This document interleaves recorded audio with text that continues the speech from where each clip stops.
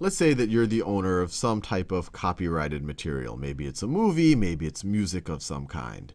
And you observe that there is a site that is operating outside of the United States. And that site, at least in your mind, seems to be infringing on your copyright by US law. So this is the site.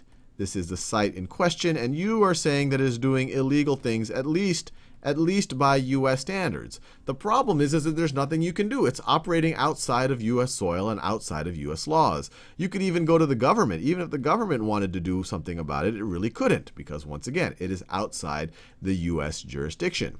The purpose of SOPA, and it seems fairly benign at first, is to give some tools to these actors to stop this. The problem, and we'll see that it's actually quite a large problem, is it gives tools to these actors to do much more than just stopping illegal activity. It allows them essentially to go on to some degree, a kind of a witch hunt for anyone that might even have a whiff of enabling this type of activity. And it won't even just be for foreign sites.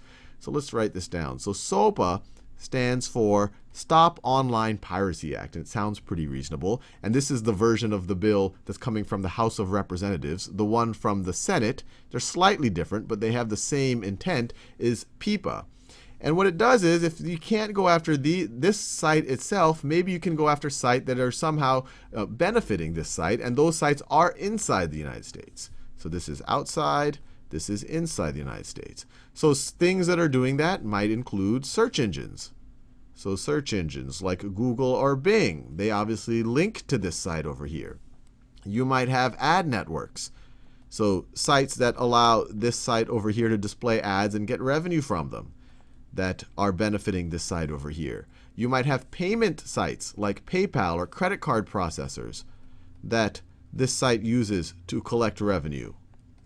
And maybe most importantly, you have things like the DNS servers within the US that associate this site's domain name with the actual servers. And I won't get too technical about it, but when you type in something like www.shady.foreign, and once again, we're going to see that this site might not even have to be shady or foreign. But when you type something like that in, there are servers in the United States that associate that with these servers that might be operated outside the United States, that associate this text with a number that points to this website, that points to this website's servers. So these are all things within the United States that, to some degree, this site is dependent on. So what SOPA does is it allows these actors here, the ones that are obviously concerned with enforcing their copyrights, to issue court orders and notices to these actors right over here that essentially compels them very strongly to immediately cut off ties, with this illegal site, or this what they think is an illegal site. Now, that might seem reasonable to you, except for the fact that it's kind of a shoot first and think later type of policy. The way it works is you presume guilt until this guy somehow tries to prove his innocence. And we'll see this guy isn't just necessarily sites outside the US. It might even be completely legal, or what I would consider completely legal sites inside the US. Essentially, as soon as this allegation is made and either a court order or a notice is paid, these enablers have to cut off ties to this site. And you can imagine if these cut off ties to this site's business, whatever it might be, whether illegal or legal, immediately gets obliterated, especially this one here, including search engines, ad networks, and payments. And if they don't comply, then these guys are going to start having a legal battle. And so these guys are not only going to have to comply, and that by itself is hard, but if they don't comply, they themselves are going to be in trouble.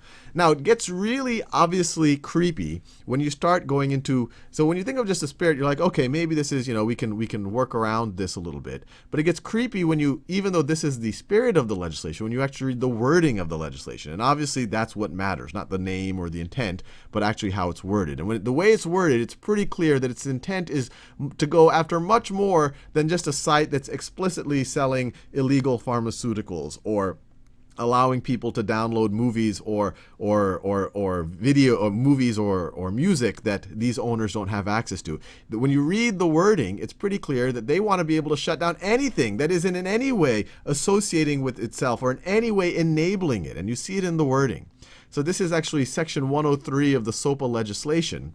And this is how they define a site that is dedicated to theft of US property. So an internet site is dedicated to theft of U.S. property if, and so, it's usable by people in the United States. And then this is interesting. It's primarily designed or operated for the purpose of, has only limited purpose or use other than, or is marketed by its operator or another acting in concert with that operator for use in, offering goods or services in a manner that engages in, enables or facilitates. Now this is interesting. Enables or facilitates all of these violations. And these are the violations that would be, illegal. You're selling things that you can't sell. You're infringing on other people's copyrights. And it might seem harmless, this enables or facilitates, until you think about what that could encapsulate. If I have a site, I guess I am part of a site, Khan Academy. Let's say someone puts a message on Khan Academy, and from Khan Academy,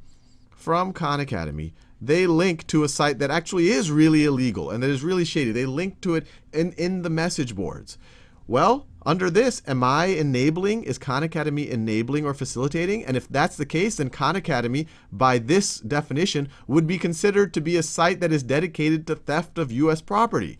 And there are much bigger players than just Khan Academy that can be thrown into this bucket. Players like YouTube or Vimeo or any site, or even a news site that allows people to put comments or allows people to put images, things like Flickr, that maybe in some way the user is infringing on the copyright. Now all of a sudden the whole site, based on this definition, the entire site can be defined as a site dedicated to theft of U.S. property. By this definition, YouTube could be that if it's viewed in kind of enabling or facilitating. Khan Academy, any news site could be viewed like that way. Vimeo could be viewed that way. A photo sharing site could be viewed that. People might take a photo of something they don't have the copyright to and upload an image. And all of a sudden, by this definition, based on just a sense that that's being violated, they won't just be able to shut down these blatantly illegal sites.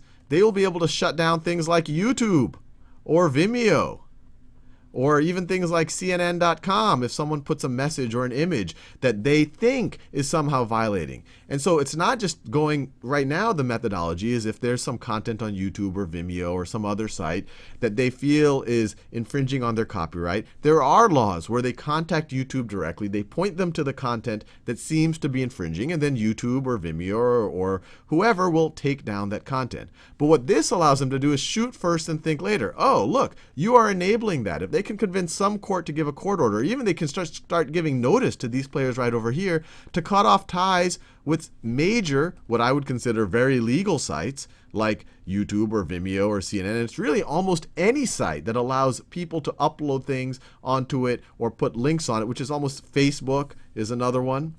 Facebook. Anything that has user-generated content, if on just a whim, they could take down the entire site, not just take down that user-generated content.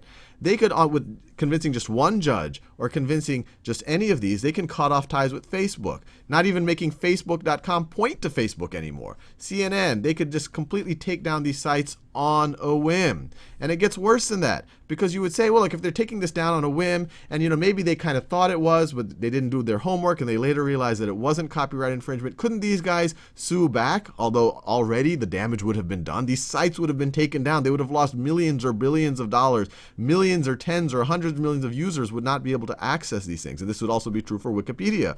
If someone uploaded something where it wasn't completely 100% vetted, they could take down the entire site, not just that content. And you say, okay, that's bad enough, but couldn't these people say, hey, look, you wrongfully took us down, we're going to sue you now?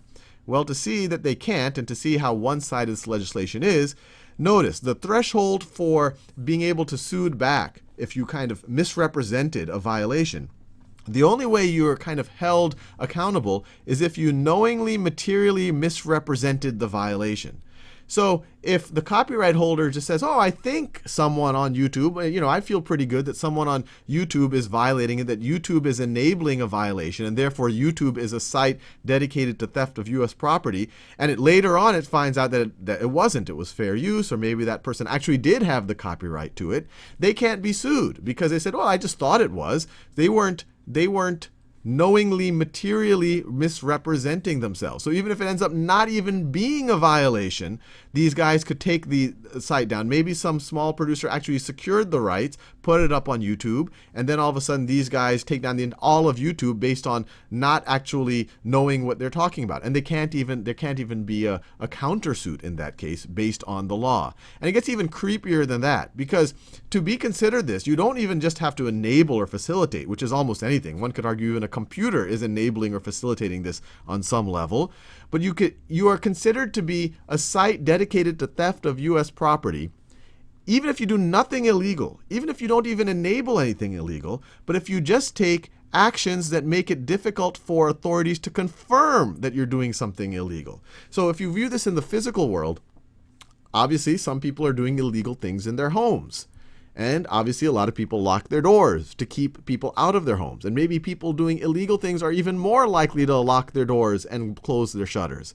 What this would do, and this would do it in the virtual sense, is say, look, just by taking the deliberate action of closing your shutters and locking your doors, which makes it hard for federal agents to confirm that you're doing illegal things, just by doing that, that itself is an illegal act. So this is maybe one of the creepiest and draconian intrusions of privacy that I've ever heard of, that was even attempted to be passed into law. So if I were you, just as a kind of a privacy, liberty-loving American, I'd be worried.